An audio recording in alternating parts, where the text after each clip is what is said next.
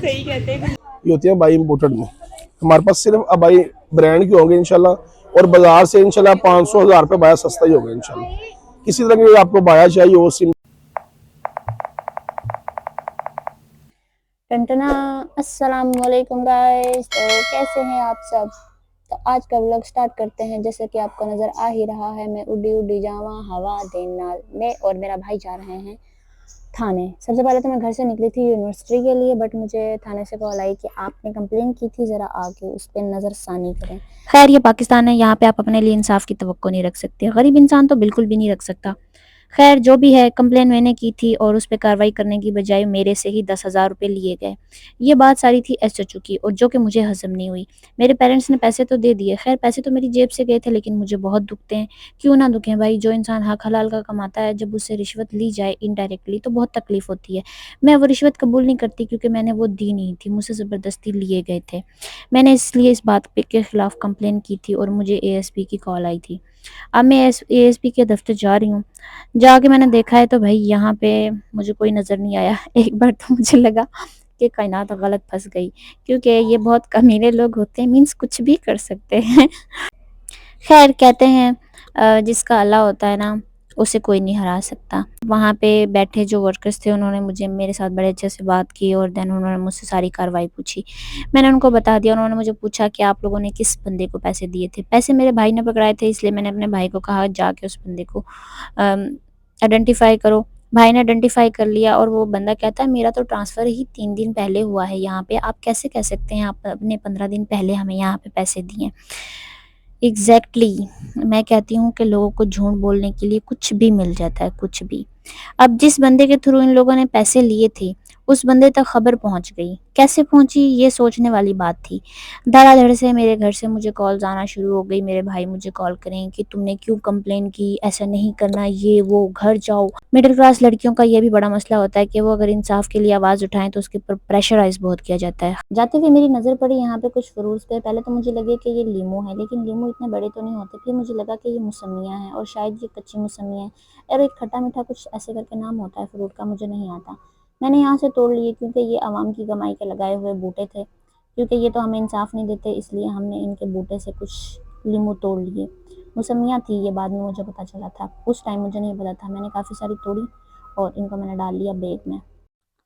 ہماری زندگی میں کچھ لوگ ہمیں ایسے بھی ملتے ہیں کہ جو باہر سے تو ہرے بھرے اور رس بھرے نظر آتے ہیں, لیکن حقیقت میں وہ کھوکھلے ہوتے ہیں, بالکل سوکھے ہوئے. بالکل اسی طرح کے لیمو میں نے فائنڈ کیے ہیں تھانے سے. یہ فائنڈ کرنے کے بعد ہم یہاں سے نکل پڑے, لیکن رستے میں مجھے ایک اور درخت نظر آیا جس میں کچے امرود لگے ہوئے. میں نے توڑنا چاہا, پھر میں نے اپنے دل کو روک لیا کہ یہ کچے ہیں, کسی کام کے نہیں. اب میں بتاتی ہوں اصلی بات. جن کے خلاف میں نے کیس کیا تھا, ان لوگوں نے میرے خلاف کیس اس طرح الٹا کیا کہ ایک تو ان کے پاس ہیوی سفارش تھی ایس ایچ او کے لیے, اینڈ دین انہوں نے کہا لڑکی کے پاس اسلحہ ہے. کاش میرے پاس ہوتا, میں ان کا منہ نوچ لیتی, مجھے کسی قانون کی ضرورت نہیں پڑتی, بعد میں کیس دیکھ لیتے, بعد میں جو ہوتا دیکھا جاتا. خیر یہاں سے میں اپنی کمپلین کو رد کرنے کے بعد مجبوراً اپنے ہاتھوں بے بس ہو کے واپس نکل پڑی. میں جا رہی تھی یونیورسٹی کی طرف, تو راستے میں دیکھا کہ میرے بابا سواریاں بٹھا رہے ہیں. میں نے سوچا اپنے ابا کے ساتھ بیٹھ جاتی ہوں, but I need 2 seat, because میں نے آگے سے دوست کو بھی لینا تھا, تو گاڑی میں 1 سیٹ تھی, تو اس لیے میں وہاں سے چل دی. بابا کو تھوڑا اچھا نہیں لگا, بٹ میں نے کہا بابا آپ سواری کو اتاریں گے, یہ تو مجھے بھی نہیں اچھا لگے گا, کیونکہ وہ پہلے بیٹھے ہوئے تھے. تو اس لیے ہم نے آٹو میں 1 سیٹ لی, اور یہاں پہ میں انتظار کر رہی تھی مہرین صاحبہ کا. میری زندگی میں یہ واحد دوست ہے جس نے کبھی مجھے ایکسکیوز نہیں کیا کہ میں تمہارے ساتھ نہیں جا سکتی. میں اس کو کبھی بھی کہوں جہاں بھی جانا, یہ میرے ساتھ چل دیتی ہے. اس کی نظر بہت تیز تھی, وہاں پہ اس کو چوڑیاں پڑی ہوئی نظر آئی, اور اس کے سائز کی ہی تھی. میں نے اس کو کہا اٹھا لیتے, مگر اس نے منع کر دیا, کیونکہ اس کو پتا تھا کہ میں ایسا کر سکتی ہوں. ہم یونیورسٹی میں انٹر ہوئے تو یہاں پہ ریڈ کارپٹ بچھا ہوا, مجھے ایسا لگا کہ جیسے میرے لیے بچھا ہوا, بلکہ یہ ایسا نہیں تھا. اچھا میرین کو ہماری یونیورسٹی میں ایک پروڈکٹ بہت پسند آئی. یہ ہماری یونیورسٹی کی لڑکیوں نے بنائی تھی, اور اس کا کہنا تھا کہ یہ لاہور یونیورسٹی میں نہیں ہے. تو مجھے بہت اچھا لگا کہ اچھا ہماری یونیورسٹی میں کچھ تو اچھا ہے. خیر یہاں سے گزرتے ہوئے میں یہ کہ چمگادڑ نظر آیا, جو کہ اس طرح کے چمگادڑ میری زندگی میں بہت سارے ہیں. خیر انہوں نے یونیورسٹی میں بھی لٹکا دی, اب کیا ہی کہہ سکتے ہیں, بار بار یاد رہے گا. ऑफिस से होने के बाद इंटर्नशिप लेटर पूछना था, वो पूछने के बाद हम गए हैं जूस लेने के लिए, और जूस के लिए इंतज़ार करना पड़ रहा था। गर्मी बहुत थी, लेकिन जब भी मैं महरीन के साथ बाहर निकलती हूँ मौसम अच्छा हो जाता है, बादल हो जाते हैं। पता नहीं क्यों ये एक चीज़ है, या तो वो मेरे लिए लगी है या मैं उसके लिए लगी हूँ, क्योंकि जब हम कंबाइन होते हैं दोनों तो कूल डाउन हो जाता है। उसके बाद हमने जूस लिया। पैसे पैसे मैं हमेशा गिन के लेती हूँ, क्योंकि मुझे पैसों के बारे में किसी के बाप पे भी भरोसा नहीं। यहाँ पे महरीन ने मुझे प्रपोजल के तौर पे एक वाइट रोज़ दिया, क्योंकि ये हिम्मत सिर्फ लड़की ही कर सकती है, लड़के का मैं मुंह ना नोच दूं। बट यही वजह है कि मैं आज तक सिंगल हूँ। कभी कभी जिंदगी में इंसान के हालात ऐसे हो जाते हैं कि उसको समझ नहीं आ रहा होता कि उसको क्या करना चाहिए, लेकिन कुछ लोग हमारी जिंदगी में ऐसे भी होते हैं जिनके साथ हम कहीं बाहर निकल जाएं तो थोड़ा मूड अच्छा हो जाता है, या जिंदगी को दोबारा से लड़ने के लिए हमारे अंदर एक हिम्मत और हौसला आ जाता है। ये ज़िंदगी में वाहिद लड़की है जिसको मेरे ख़्याल से मेरी इसके साथ फ्रेंडशिप ऐसी हुई थी कि 1 महीना हमारी बहुत ज़्यादा फ़ाइट रही। इसको लगता था कि मैं बहुत मूडी और बदतमीज़ किस्म की लड़की हूँ, ये हर किसी को लगता है। लेकिन असलियत ये है कि जो मुझे जान लेता है ना, फिर उसको पता होता है कि इसको जान भी दे सकते हैं। 3 साल पहले जब हम एक साथ जॉब करते थे, तो किसी को नहीं पता था कि भई हम इतना लॉन्ग टाइम एक साथ गुज़ार सकते हैं। मेरी आज भी इसी के साथ वैसी ही दोस्ती है, और आज भी मैं इसे कहीं कहती हूँ ना आने को, ये आ जाती है लाइक अ बॉय। और इसके पेरेंट्स ने भी कभी एतराज़ नहीं किया। मुझे ये भी चीज़ बहुत अच्छी लगती है कि मतलब लोग मुझ पे ट्रस्ट करते हैं और कुछ ज़्यादा ही करते हैं। इसके पेरेंट्स ने कभी नहीं पूछा कि तुम कायनात के साथ कहाँ जा रही हो और कब तक आओगी।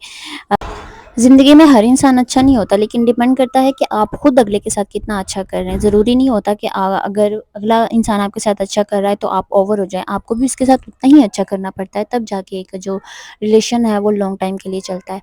जितनी देर हमारा इंटर्नशिप लेटर साइन हो के आया, हमने वो हर बात और वो हर चवल याद की जो फर्स्ट टाइम हमारी लड़ाई में हुई थी। हम यूनिवर्सिटी में थोड़ा शॉर्ट आउट ले रहे थे, और यहाँ पे मुझे याद आया कि एक मुद्दत हुई हम असेंबली में नहीं गए।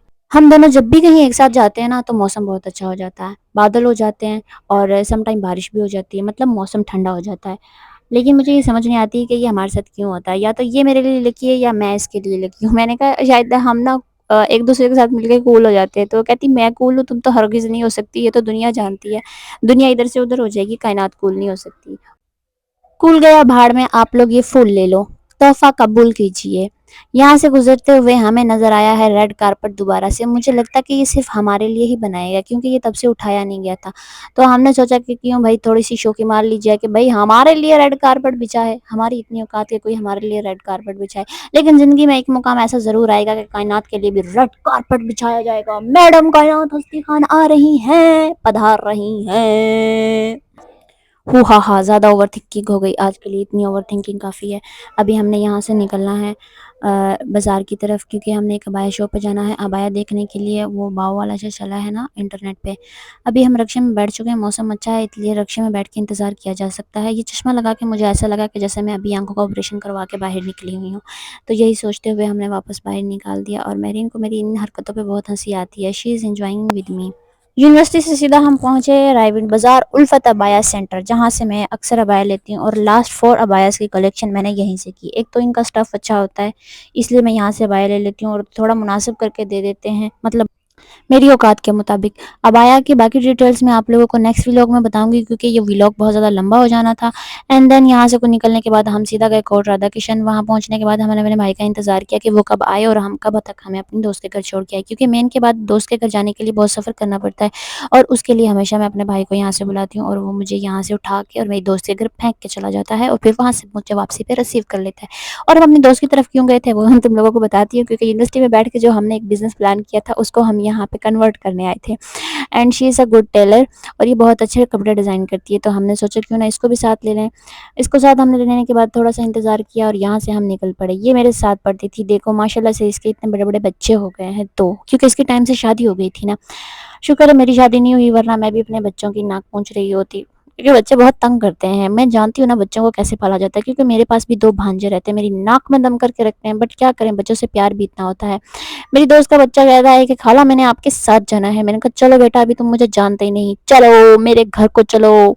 हम इसको लेकर निकल आए हैं, क्योंकि मैं चाहती थी कि इसे मैं वाकई साथ ले जाऊं, फिर मेरी दोस्त इस बहाने मेरे घर मुझसे मिलने आएगी, क्योंकि ज़िंदगी में आज तक मुझसे मिलने नहीं आई। जब भी जाती हूँ मैं इससे मिलने जाती हूँ। खैर जब हम बाजार में निकले चीज़ें देखने के लिए, तो महरीन के अंगूठे में लग गई और इसका अंगूठा उतर गया।